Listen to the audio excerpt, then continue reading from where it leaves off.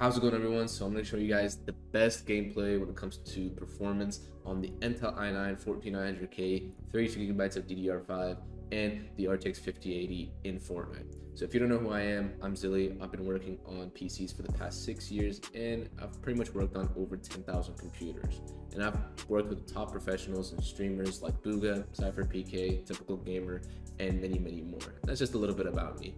So I'm going to show you guys what it's like running a Intel system that is fully tuned, fully overclocked, and fully optimized. As you guys can see, our process count is very, very low, 60, and I do have my game mode utility right here that I'm going to be using while playing Fortnite in this video to show you guys the performance that you could get on a fully tuned system like this. So let's get right into it.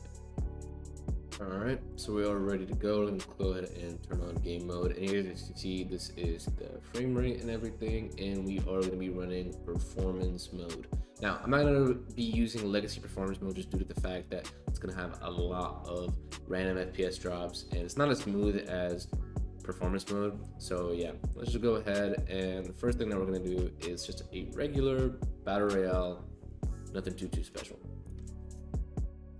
Alright, so we are in the pre-lobby. As you guys can see, it's actually extremely smooth so far. Usually I don't like checking FPS in the pre-lobby just due to the fact that, you know,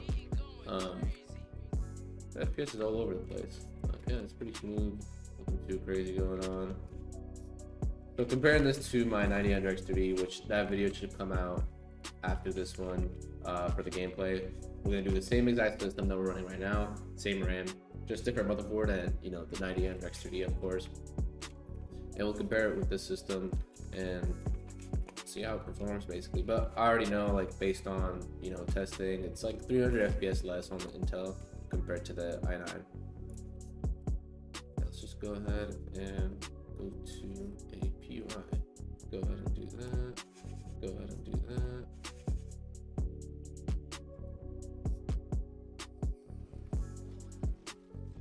Alright, that's a pretty bad landing so far. Frame times look pretty good so far, nothing too crazy. I mean, you'll see those a little bit of spikes just due to the fact there's players around.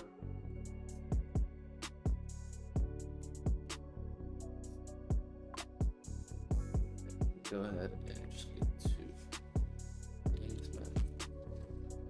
Oh, this guy.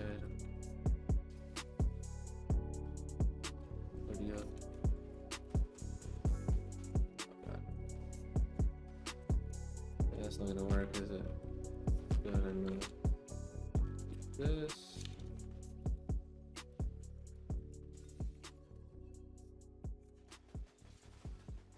Oh god, this is not good. 500 FPS so far, not that bad. Oh god. Oh god, oh god, oh god, oh god. This is not good. I don't have any mats. Alright, next match, I guess. Alright, let's go ahead and thank the bus driver. Let's see where we're gonna land. We're gonna land somewhere different this time. Let's go to like Battlewood Boulevard. It's gonna be a lot of assets there. See how this 14900K. I think this thing came out in 2023, maybe 2022. I'm not too sure. But how this 3-year-old or 4-year-old CPUs are doing now.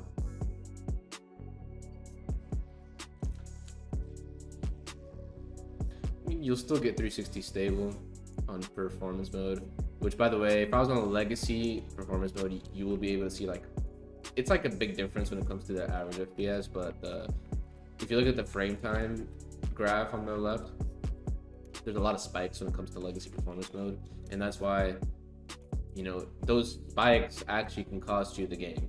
So that's why I don't recommend using it. I try to tell people to use the new performance mode. There is a little bit of an issue currently with the new performance mode. There's like crashing problems apparently when it comes to competitive scrims and stuff, which obviously we had to kind of address that with a lot of people because they thought, oh yeah, your PC's crashing because of, you know, something we did. But no, it's because of Fortnite. This tends to happen. But yeah, I mean, this CPU is great. Nothing really problematic with it. It's just, again, it's slow compared to the competition nowadays.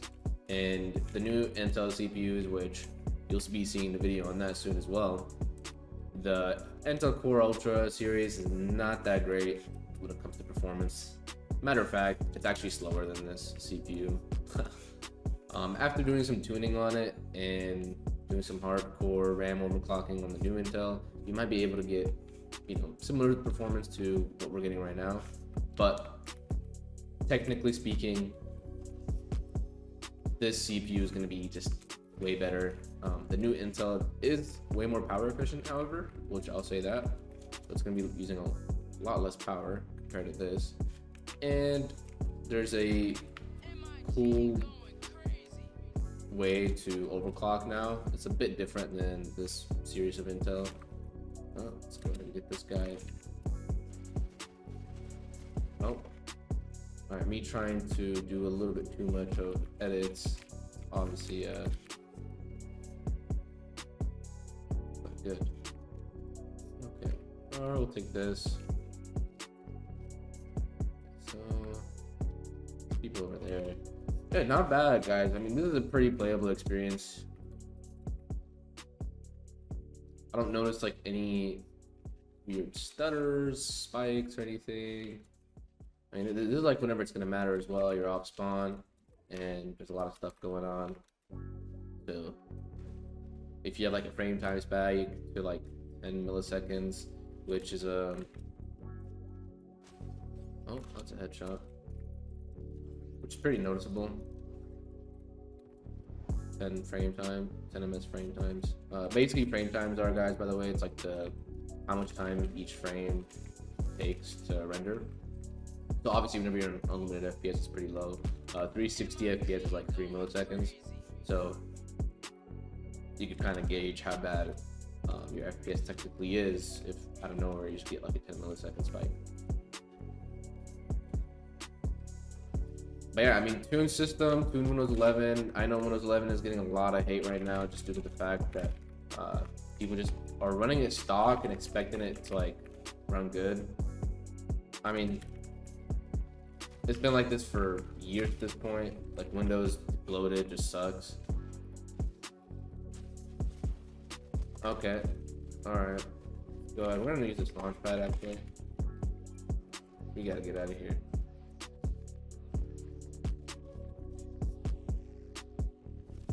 Okay, well, that's really bad. So we're gonna go ahead and run up a reload and see the FPS there. We should be getting a lot more in reloads. All right, guys, so we're in the reload pre-lobby. Obviously, a lot more FPS. So yeah, we're just gonna wait. We got this nice map. I prefer these maps when it comes to playing reload. I don't like the new maps or whatever they're. I don't even know what it's called.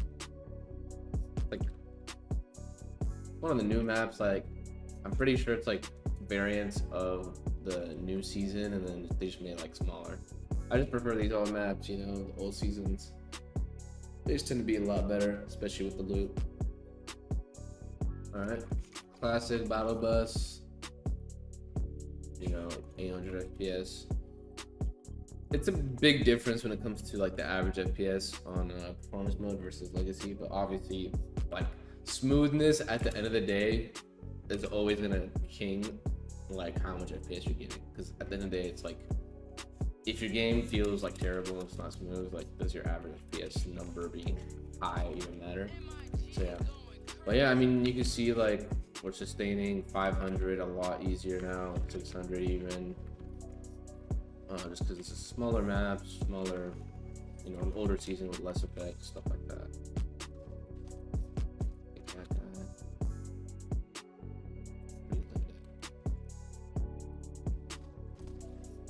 But these shotguns are like crazy with this blue stuff, like super charged or whatever.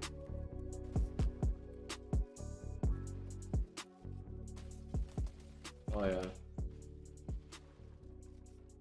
Like, guys, I have my moments when it comes to this game. Sometimes I'm crazy, and sometimes I'm really, really bad.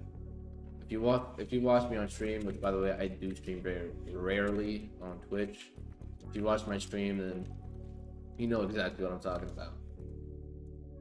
Now, I do have an issue with Elgato when it comes to recording this game and any other game, to be honest. Once the FPS starts going over a certain amount, your recording starts to hitch. So if you guys like notice some weird hitching or whatever, it's fine. It's because the recording. I can't really fix it unless I either buy a better Elgato, which it just feels like a scam because I thought I got like a decent one, you know, the HD60X. But yeah, I mean, it just apparently like you just get hitches and all these problems whenever you are trying to record stuff with very, very high frame rates. One of the people that I'm friends with actually has one, and he told me that using the 4K capture utility actually prevents this, but I personally just I have to use OBS for what we're doing here. We can't really like use the 4K capture utility that comes with Elgato. Where did this guy go?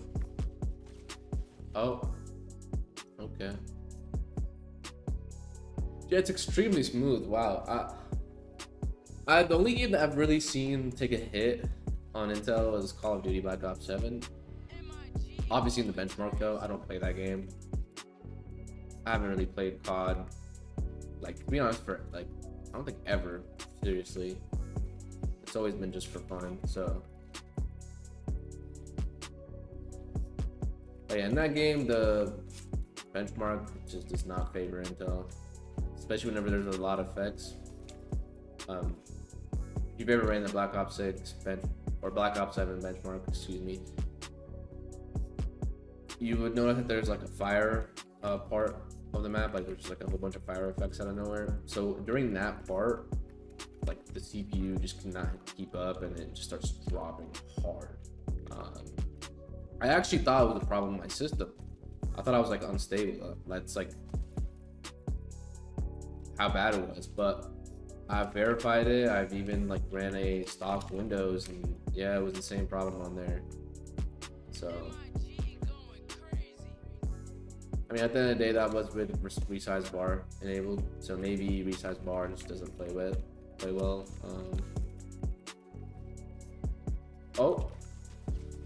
Oh yeah, we took a lot of damage right there because I missed, but if I didn't mess that up, that would have been clean. Let's see, what else did he have? Nothing.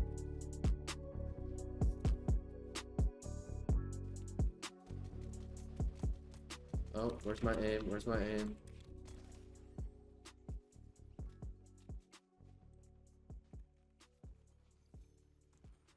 Yeah, there's people over there. Let's go get them.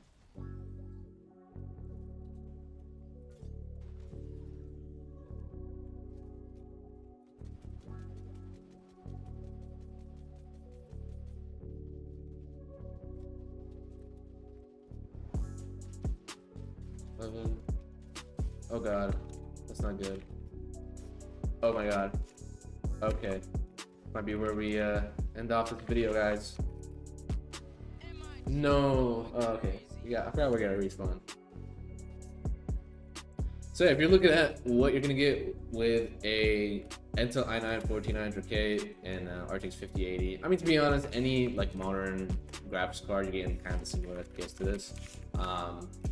I'd say like starting under a RTX 3060s whenever you're gonna start seeing some problems with the FPS being lower, just due to the fact that those cards are lower end. But yeah, I mean, if you have like a modern CPU or a graphics card, sorry, if you have like a 9060 XT, which by the way, the 9060 XT when it comes to this game on the new performance mode is crazy fast. I had a client that was working on, and I couldn't believe it whenever I saw the FPS. It was crazy. So the 9070 XT and 9060 XT are extremely good in this game, and they're pretty affordable, guys. I mean, the 9060 XT is probably like the best budget card I've ever seen so far, and it's on AMD. Now, there are some hiccups here and there. Obviously, it's Radeon, so you're paying less for a reason. That's what I like to tell people. Like, you're not getting the cool, like, you know, NVIDIA Shadow Play, NVIDIA app, NVIDIA Broadcast.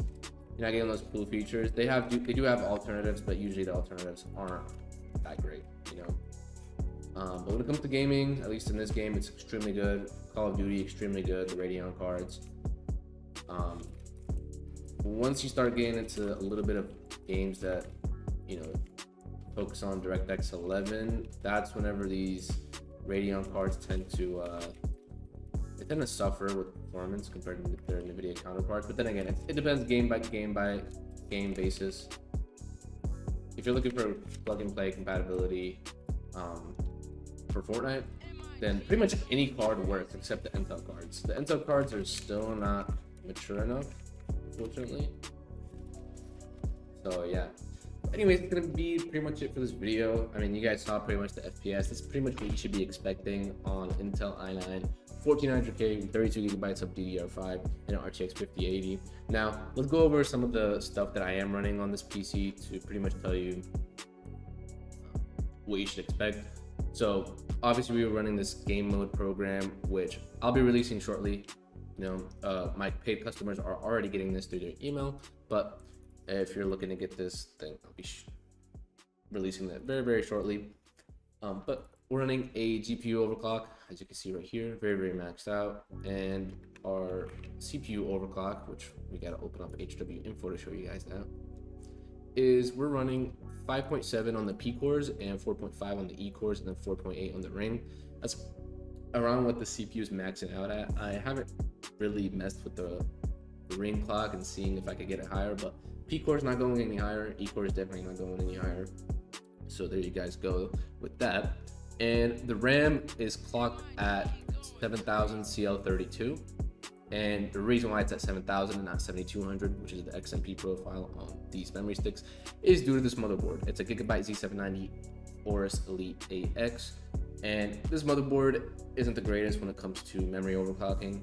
So one, it's a 4-DIMM motherboard, so it's not that good.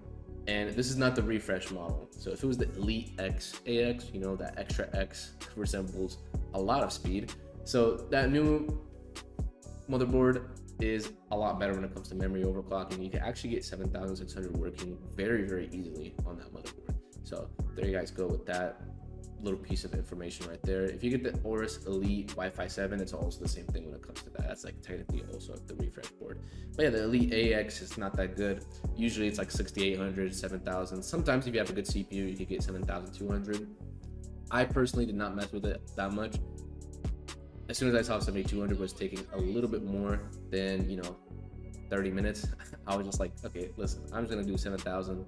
It's not that much of a difference, and just tune the timings, and then we'll get the same performance that you should be getting. So that's pretty much what overclocks are looking like. And obviously we are running my custom windows that is included in both my core optimization and competitive optimization. So personally, this is pretty much what you would call a competitive optimization on this computer. So if you were to get a i9-14900K RTX 5080, 32 gigabytes of DDR5, and get the competitive optimization from our website, this is pretty much what the performance that you should be expecting is going to look like, considering that you do have the same PC and you have no problems with the current computer. Anyways, if you guys have any questions about what your PC should be running, or if you guys want to see more stuff like this, then comment down below. It's a new style of video that I'm doing, and I'm not sure if people are going to like it or not. Kind of give you a good idea of what performance to expect on this beast of a gaming PC. I mean, this is a still great PC. I mean, you know, if you still have an Intel Core i9, don't be in a rush to upgrade. It's completely fine, at least for Fortnite. It's running great. There's no problems. Obviously, the 9000X3D and the new 9850X3D are going to be way faster. It's just how PCs are. Every couple of years, you're going to see a huge performance gap between these CPUs. But as of right now, I mean, this CPU is plenty fast enough. And with tuning, obviously, you can see the performance right there. But anyways, guys, that's pretty much it. Thank you guys for watching. Peace.